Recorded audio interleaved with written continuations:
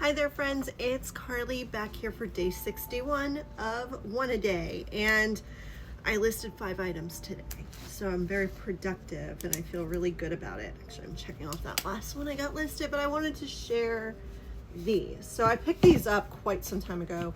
I went to it's like a 60-mile yard sale, I don't even know if that's right, out here in Shenandoah, Virginia, off the Route 11. And one of the last stops of my day, it was over 2 days. The last stop of my day was a really good one.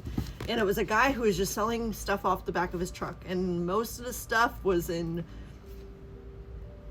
putrid water. I saved like a Holt Howard Christmas item and some other stuff. And these were in there. And I don't do too much ephemera.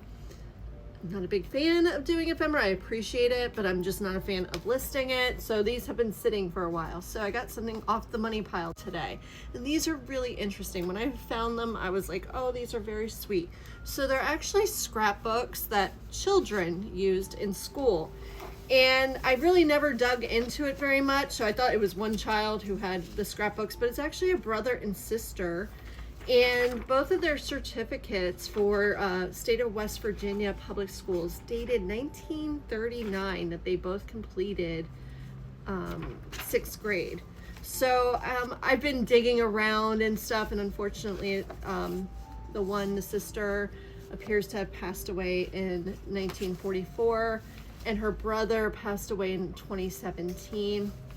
I tried to get more research to help dig and stuff, but it's really hard to track down, especially it seems like he only had one son who might still be alive. I kind of hit a wall, and I'm not doing a genealogy thing right now, but it didn't look like he has any children. So I'm like, I'm just gonna get them listed, maybe like the school. It was like a one-room school. I actually pulled up a picture of it, which I'll actually share up here.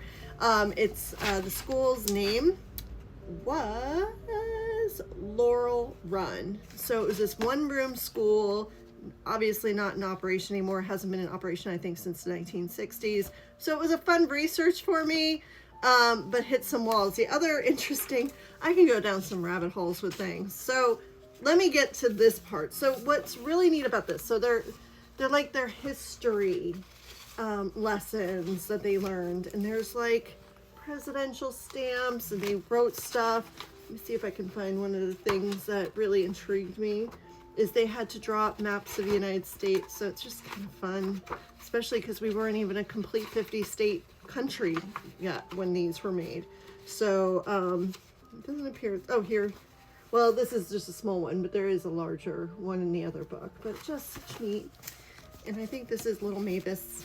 I like to call her little Mavis. Yeah, Mavis, history, Mavis. So the pages are kind of brittle. Some are broken, but look at Mavis. She's a rock star. She truly did a great job with putting it together. And that was her certificate of completion.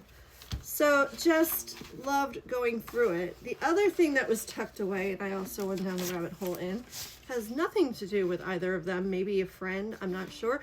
But it's like a wedding announcement. So of course I had to go and find out whatever happened to Patricia Kuhn and Wayne Craven. And they did spend their lives together. She actually just passed away in January, and he passed away, I think, in 2010-ish. Again, hit another wall. I tried to look up.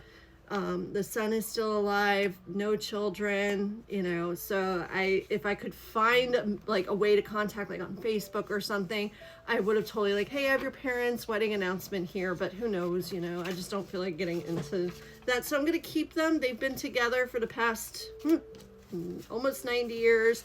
They're going to stay together in these books, and they're going to be sold together as a set. So that's the stuff I enjoy doing, is keeping history together and not sitting in crates in somebody's backyard that got leaked on. I mean, this one does not. It's just the embossing, but some of the stuff did have some water damage to it, so it was kind of sad.